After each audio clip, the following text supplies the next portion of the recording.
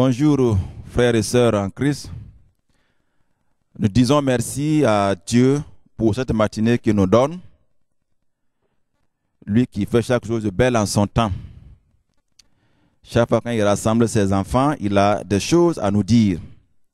Et nous prions que ce matin, par l'aide du Saint-Esprit, nous soyons édifiés à travers la parole de notre Dieu. Aujourd'hui, nous sommes tous témoins des progrès de la technologie. Et à travers ce grand progrès, le monde aujourd'hui est devenu un village. Comme on le dit, un gros village. Par un seul clic, je suis ouvert sur le monde entier. Je peux interagir avec des personnes dans n'importe quel coin de ce monde. Ainsi, on a accès à toutes sortes d'informations parce que les informations circulent. Nous avons vraiment une facilité de communiquer les uns avec les autres. Et ça fait que de nos jours, tout le monde est devenu informateur, tout le monde est devenu porteur de nouvelles aux autres. C'est une bonne chose, car ça nous permet de rester en contact permanent et de gérer des situations, que ce soit de près comme de loin. C'est une bonne chose. Mais, dans l'abondance des informations qui circulent, on est souvent perdu. Perdu quant aux informations qu'il faut partager avec les autres, ou bien aussi perdu quant aux informations auxquelles il faut croire. Quelle information partager? À quelle information est-ce qu'il faut que je croie? Voici un peu le défi qui se présente à nous. Dans l'étude que nous voulons mener ici, notre objectif est de nous amener, nous les enfants de Dieu, à être des bons utilisateurs des réseaux sociaux. Oui, nous voulons nous inviter ce matin à un usage éclairé des réseaux sociaux. Un usage éclairé des réseaux sociaux. Cela, nous allons le faire en nous invitant tous à prendre en compte trois préalables. Trois préalables dont il faut tenir compte dans notre façon de gérer les informations que nous recevons sur les réseaux sociaux. Et voici ici un peu ces trois préalables. Le premier, c'est que nous devons faire appel à notre propre analyse. Le deuxième, nous devons considérer la question des sources. Et le troisième, nous devons considérer le pouvoir de la parole, le pouvoir de la langue. Cela, nous allons le faire, bien sûr, à la lumière de la parole de Dieu. Aller à un usage éclairé des réseaux sociaux à la lumière de la parole de Dieu. Voyons ensemble le premier point, notre propre analyse. Et pour ce faire, nous allons ensemble lire dans l'Évangile selon Matthieu, le chapitre 16, le verset 13 à 17. Matthieu chapitre 16, verset 13 à 17. Là-bas, il est dit: Jésus étant arrivé dans le territoire de la Césarée de Philippe, demanda à ses disciples: Qui dit-on que je suis, moi, le Fils de l'homme? Il répondit: Les uns disent que tu es Jean-Baptiste, les autres Élie, les autres Jérémie, ou l'un des prophètes. Et vous, leur dit-il, qui dites-vous que je suis? Simon-Pierre répondit: tu es le Christ, le Fils du Dieu vivant. Jésus, reprenant la parole, lui dit, tu es heureux, Simon, Simon, fils de Jonas, car ce ne sont pas la chair et le sang qui t'ont révélé cela, mais c'est mon Père qui est dans les cieux. Amen. Nous arrêtons là. Ici, nous voyons bien sûr Jésus en plein dans son ministère. Et ce ministère consiste à quoi? Bien sûr, on le résume donc à l'annonce de la parole de Dieu, la bonne nouvelle donc, que Jésus fait à travers donc, beaucoup d'opérations, de miracles, de bons gestes envers ceux qui sont autour de lui. Il est en plein dans son ministère. Et Jésus le fait, ses enseignements, les miracles qu'il fait. Jamais personne n'a enseigné comme lui, jamais personne n'a pu faire tout ce qu'il fait. Et cela fait que sa renommée, comme la Bible le dit, se tend de lieu en lieu. Un peu partout, on ne parle que de Jésus-Christ. On parle de lui, le monsieur qui enseigne, le monsieur qui guérit, le monsieur qui fait ceci ou cela. On parle de lui partout et partout et partout. Et dans tous les échanges, les discussions autour de Jésus-Christ, il y a une question qui supplante toutes ces causeries-là, tous ces échanges-là.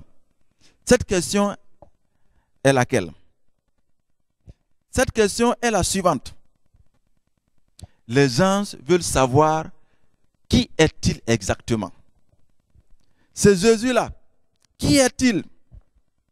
Lui qui opère toutes ces miracles, qui fait toutes ces choses. Qui est-il au juste? C'est la question qui domine dans tout ce que les gens se disent, dans sa renommée qui se répand un peu partout. Qui est-il? Et bien sûr, donc, les supputations vont aller bon train. Quand les gens s'asseyent et qu'ils regardent les actes posés par Jésus, on se rend compte que ce sont des actes de Dieu à travers des hommes qu'on appelle les prophètes. Alors, les gens vont dire, bon, lui là, certainement, c'est un des prophètes qui est revenu. C'est ces imaginations ou bien ces supputations ou bien ces suppositions que les gens vont faire. Certainement, c'est l'un des prophètes qui est revenu. Jésus lui-même, il va se rendre compte qu'il y a beaucoup donc, de questions, voilà, de suppositions, de supputations autour de sa personne. Et il va alors chercher à vérifier cela au niveau donc, de ses disciples, ceux qui sont avec lui. Il va chercher à vérifier cela. Ainsi, il va leur poser la question. C'est vrai, je suis là. Nous faisons des enseignements, des miracles, des choses par-ci, par-là. Les gens entendent, les gens viennent nombreux, ils suivent, ils écoutent, ainsi de suite.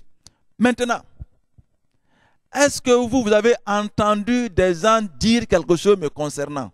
C'est la question que Jésus pose aux disciples. Avez-vous entendu des personnes, des gens dire des choses me concernant? Qu'est-ce qu'ils disent? Et c'est là que les disciples vont répéter. Oui, maître, c'est vrai.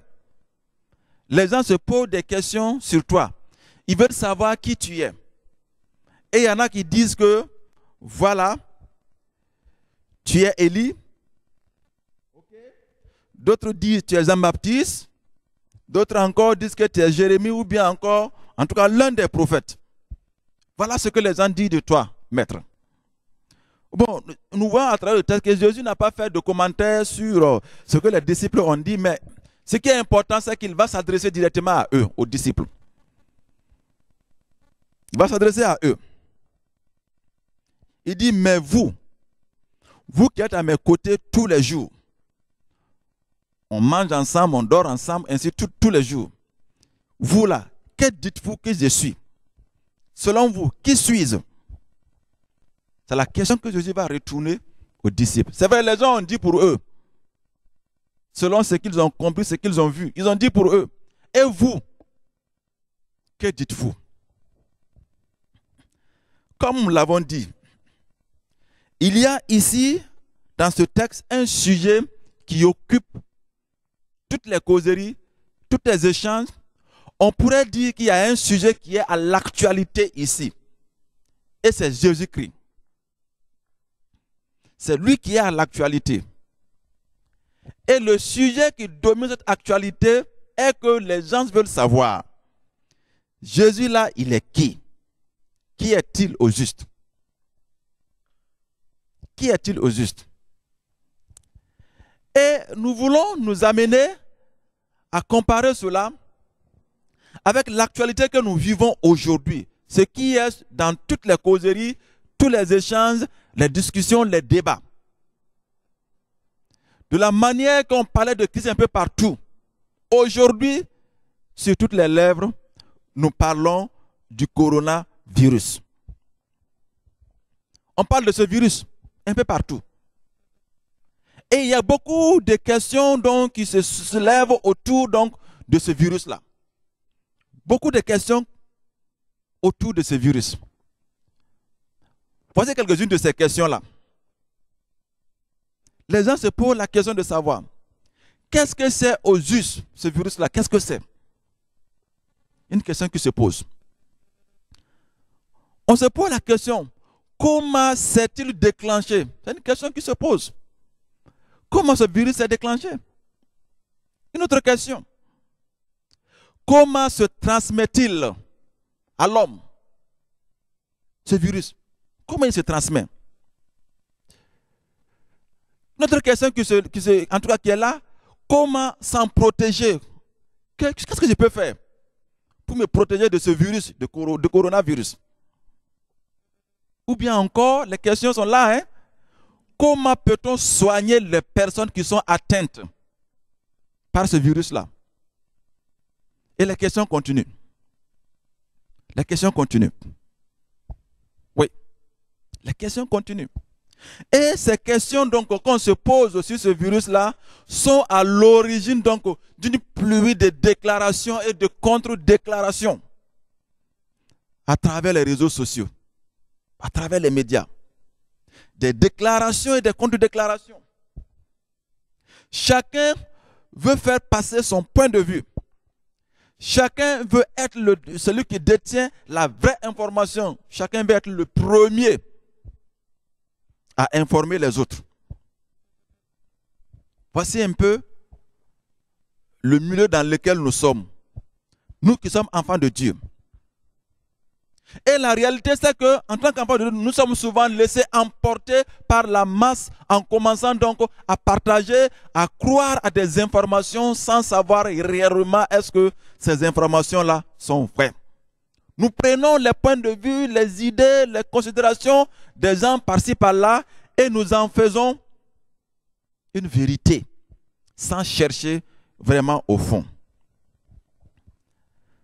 Dans notre texte que nous avons lu, Jésus ne s'est pas contenté de laisser les disciples reprendre ce que les gens disent à son sujet.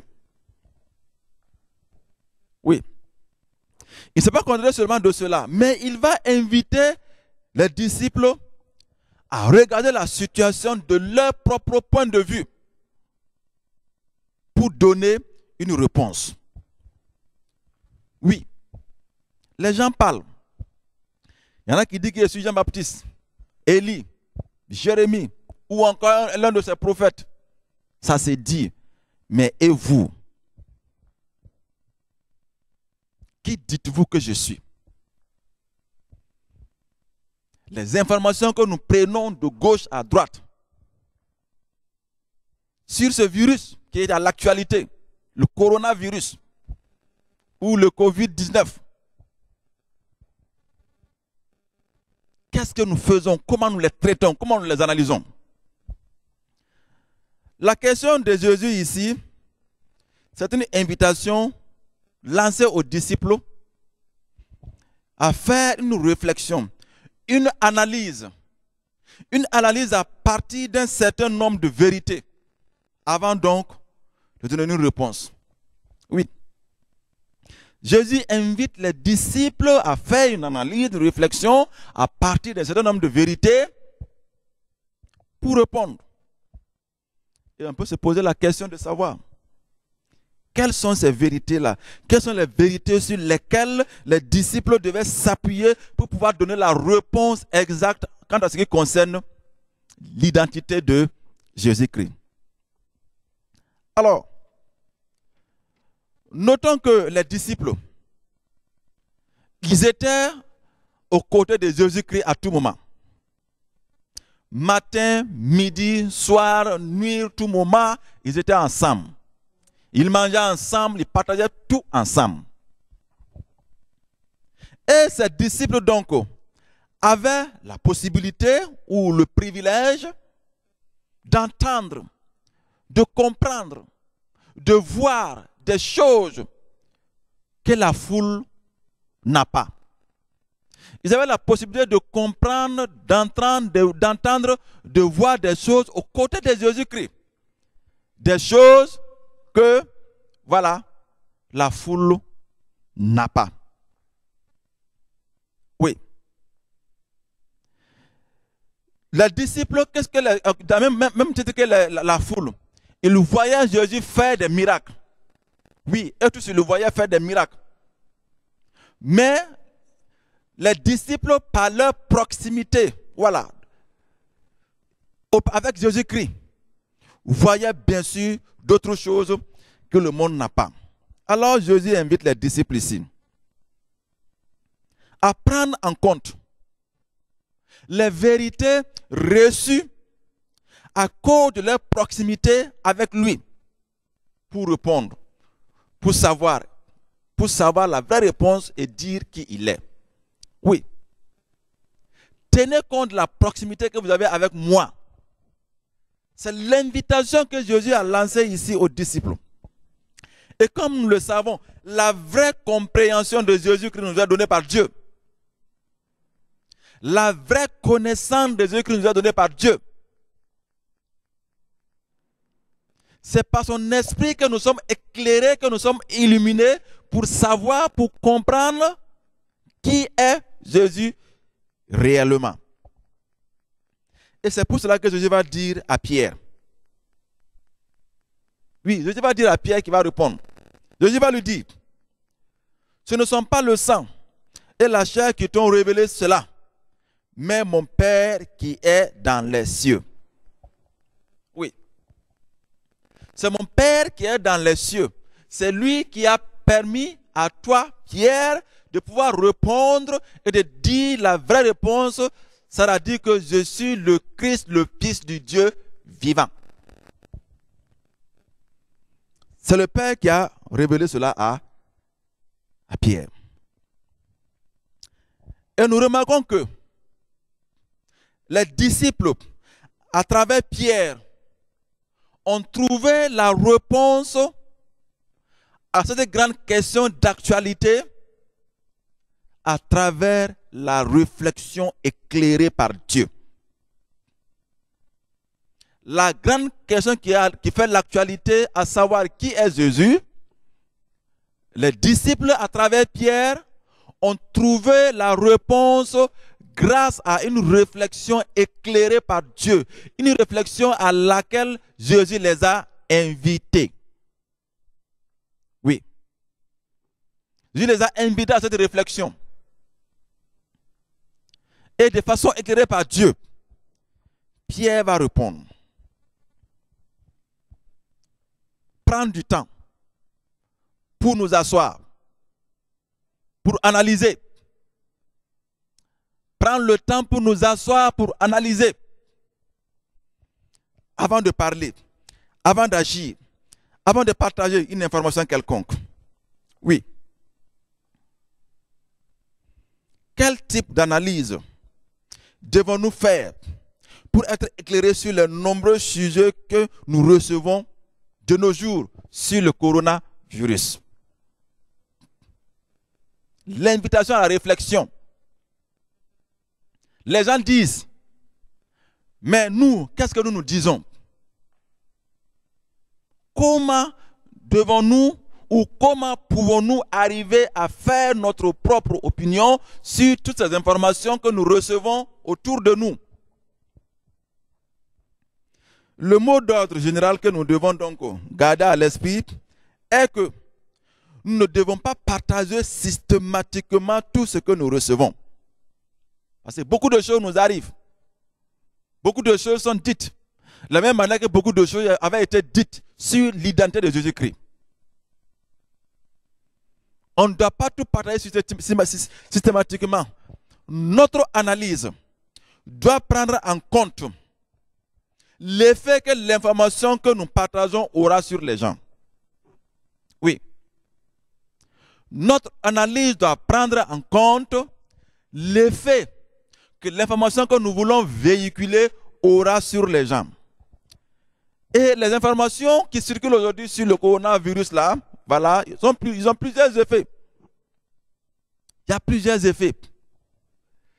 Ce sont des informations qui d'abord, elles nous permettent d'être informés sur un aspect de ce virus. Voilà, ça circule. Il y a des informations, tout simplement, qui font peur. Il y a des informations qui sèment la confusion et la panique. Il y a des informations qui contredisent les positions précédemment reçues. Il y a même des informations qui sont tellement rassurantes au point qu'elles nous amènent à perdre de vue notre responsabilité que nous devons engager.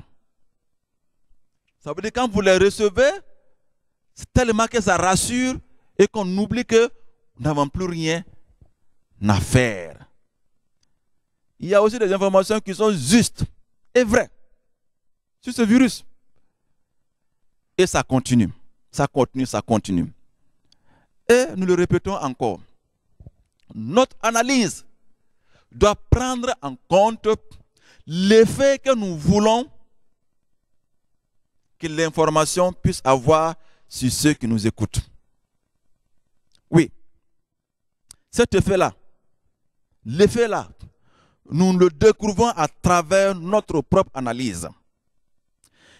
Si nous rentrons dans la réflexion éclairée par le Saint-Esprit, c'est vrai, Dieu va nous aider à publier ce qui va faire du bien à ceux qui sont autour de nous. Oui.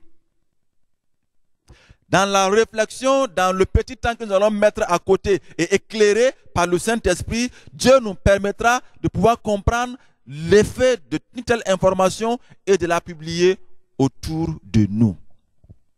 Faisons cet effort, frères et sœurs. Beaucoup de choses sont dites. Mais nous aussi, prenons cela et asseyons-nous pour dire pour nous. À travers ce que nous voulons avoir comme effet sur ceux qui sont autour de nous. Et je vais reprendre ici un peu encore ces effets-là. Il y a des informations qui nous permettent d'avoir des idées sur un aspect du virus. Il y en a tout simplement qui font peur. Il y en a qui sèment la confusion et la panique. Il y en a qui contredisent des positions précédemment reçues. Il y en a qui nous rassurent tellement au point que nous perdons de vue que nous avons une responsabilité qui doit être engagée. Il y en a aussi qui sont vrais, justes, corrects. Et j'en passe. Oui. Quand je veux balancer une information, quel est l'effet que je veux faire? Nous devons tenir compte de cela. Alors, la deuxième, ou bien le deuxième aspect, le deuxième préalable que nous devons considérer, après notre propre analyse, le deuxième que nous devons considérer qui est aussi important, c'est la question des sources. La question des sources.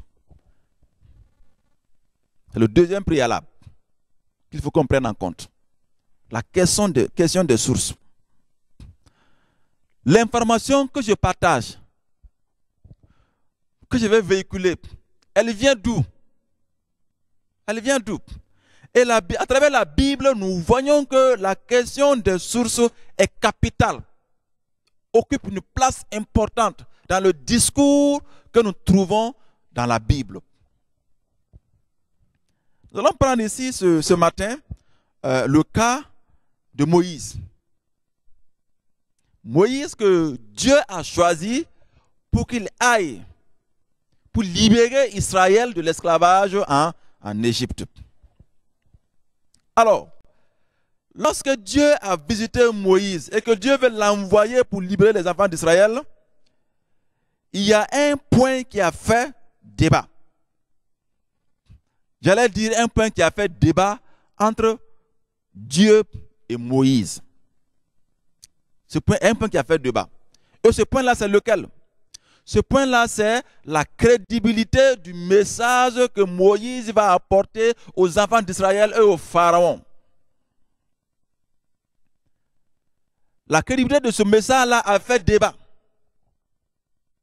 Parce que Moïse va se poser la question. Il va dire à Dieu, quand je vais aller parler, les enfants d'Israël ou bien le Pharaon, ils vont me dire, toi tu es qui? Tu viens d'où? Qui t'envoie ici? Et Moïse dit, qu'est-ce que je vais leur dire s'ils me demandent qui suis ou bien qui m'envoie? Qu'est-ce que je vais dire? Et c'est là que Dieu va parler. Lisons ensemble Exode le chapitre 3. Exode chapitre 3, le verset 13 au verset 14. Moïse dit à Dieu, j'irai donc vers les enfants d'Israël et je leur dirai, le Dieu de vos pères m'envoie vers vous. Mais s'ils me demandent quel est son nom, que leur répondrai-je? Dieu dit à Moïse, je suis celui qui suis. Et il ajouta, c'est ainsi que tu répondras aux enfants d'Israël. Celui qui s'appelle je suis m'a envoyé vers vous. Dieu dit encore à Moïse, tu parleras ainsi aux enfants d'Israël. L'Éternel, le Dieu de vos pères, le Dieu d'Abraham, le Dieu d'Isaac et le Dieu de Jacob m'envoie vers vous. Voilà mon nom pour l'éternité. Voilà mon nom de génération en génération. Voici ici la question de Moïse et la réponse de Dieu. Moïse qui s'inquiète. Comment faire pour que mon message passe? Et nous avons vu à travers le texte la réponse de Dieu qui est claire. Je suis celui qui suis. Voilà. Il faut le dire. Celui qui s'appelle je suis m'envoie vers vous. Et Dieu va aller encore en donnant d'autres détails. Il va dire le Dieu de vos pères. Rappelez-vous de vos pères. Il va dire aux enfants d'Israël, rappelez-vous de vos pères. Le Dieu de vos pères. Le Dieu d'Isaac, de Jacob, d'Abraham.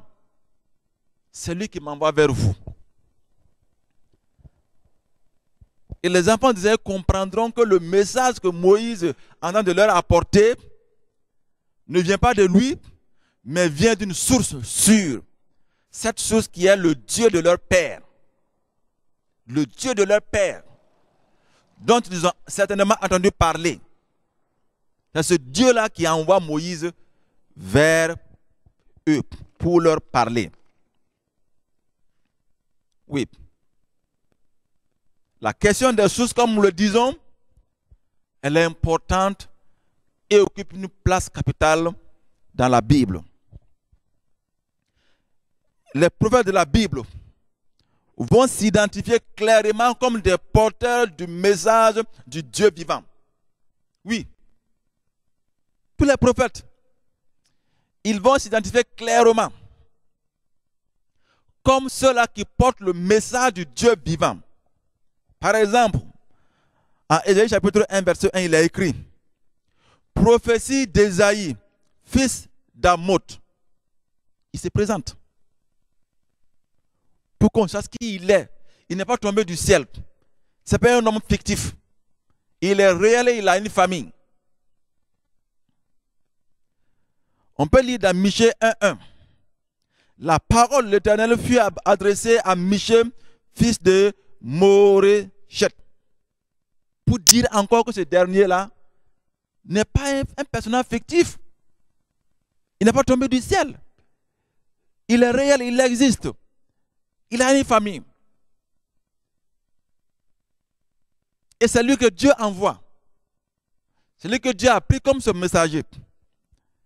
Et nous allons voir dans l'apôtre Paul, dans ses épîtres, va toujours se présenter clairement pour que l'on sache que ce qui est là, c'est ce que l'apôtre Paul a reçu de Dieu et qu'il vous écrit. Éphésiens 1:1. Paul, apôtre de Jésus-Christ, par la volonté de Dieu. Tite 1:1. Paul, serviteur de Dieu et apôtre de Jésus-Christ. C'est lui qui parle. Ce n'est pas quelqu'un d'autre. Ce n'est pas n'importe, c'est lui qui parle. La question des sources. Et ça continue. On peut trouver plusieurs cas dans la Bible où la présentation claire et nette de celui qui parle est faite. Parce que Dieu tient à cela. Dieu veut que l'on sache qu'il fait les choses de façon claire et nette. Et qu'il n'y a pas de flou dans ce qu'il fait. Mais quand nous venons aujourd'hui sur le sujet que nous abordons,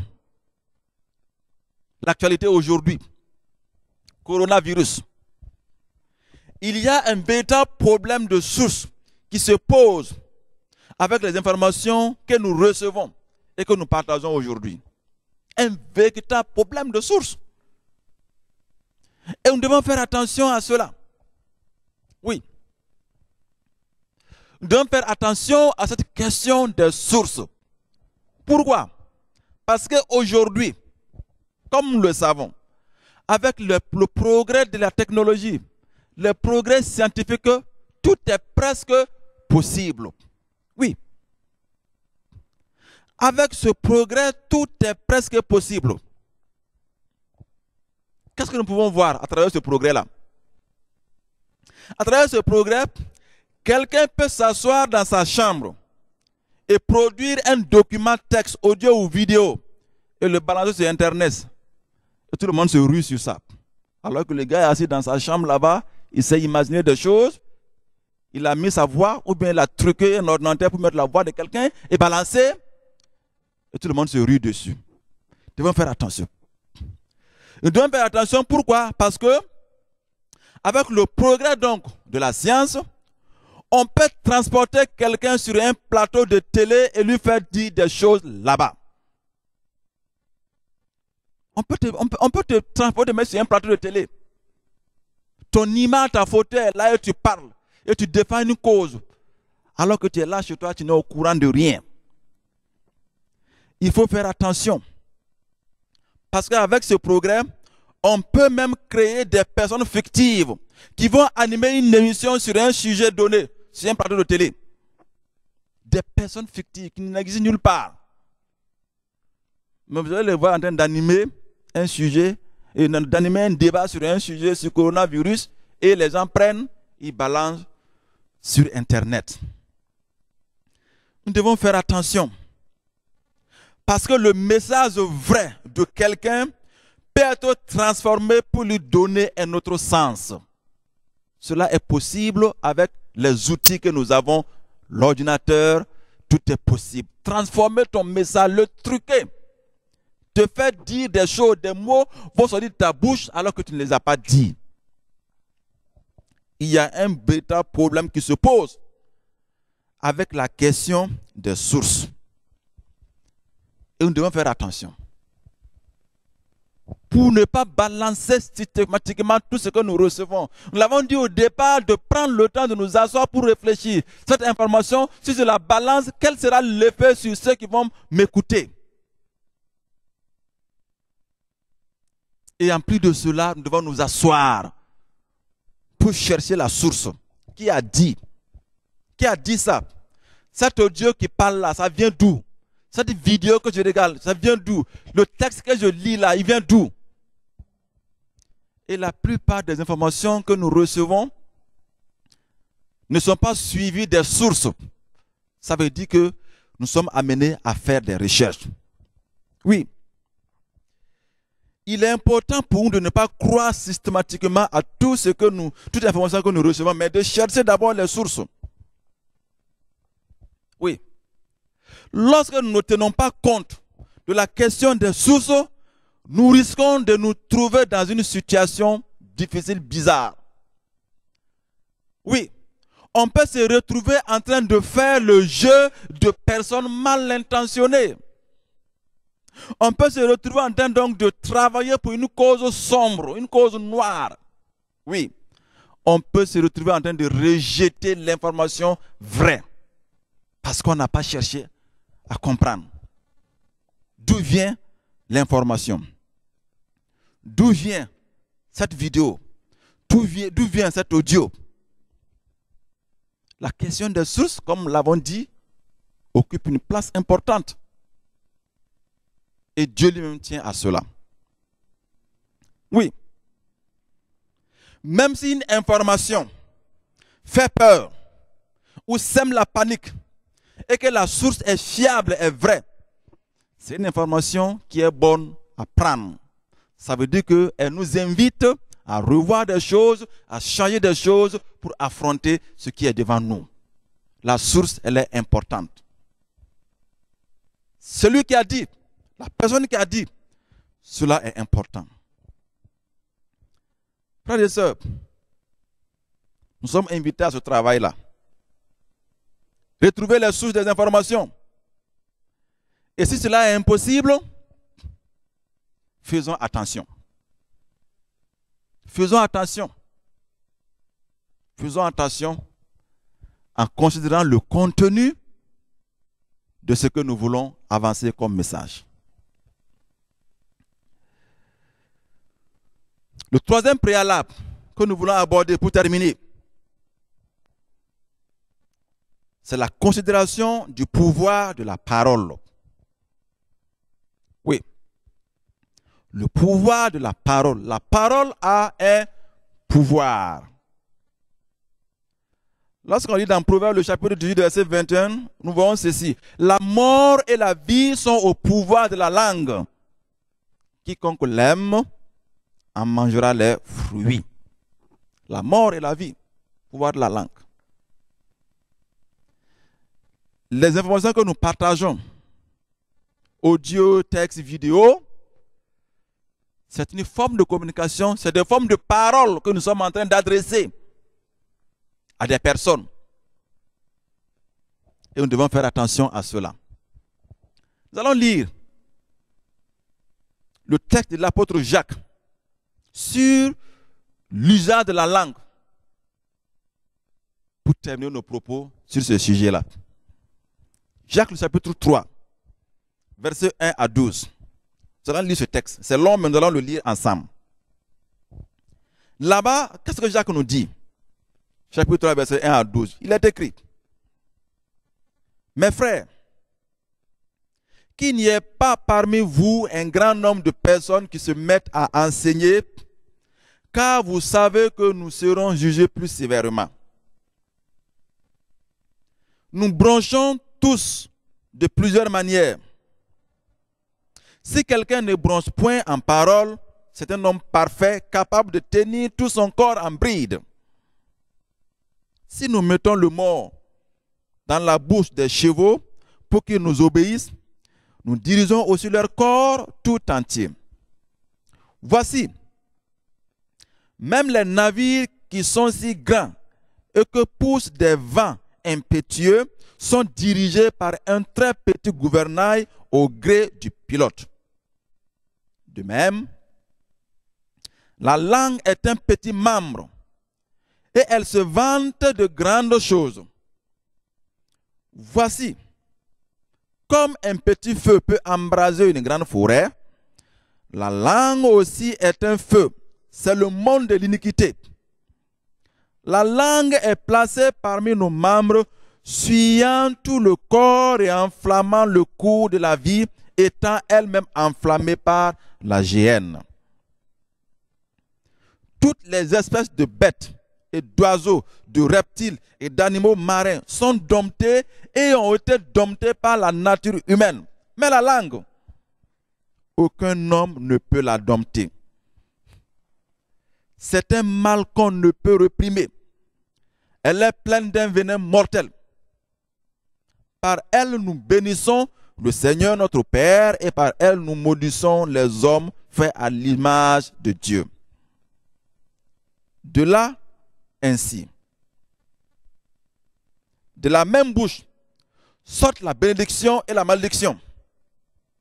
Il ne faut pas, mes frères, qu'il en soit ainsi. La source fait-elle jaillir par la même ouverture l'eau douce et l'eau amère? Un figuier, mes frères, peut-il produire des olives ou une vigne des figues?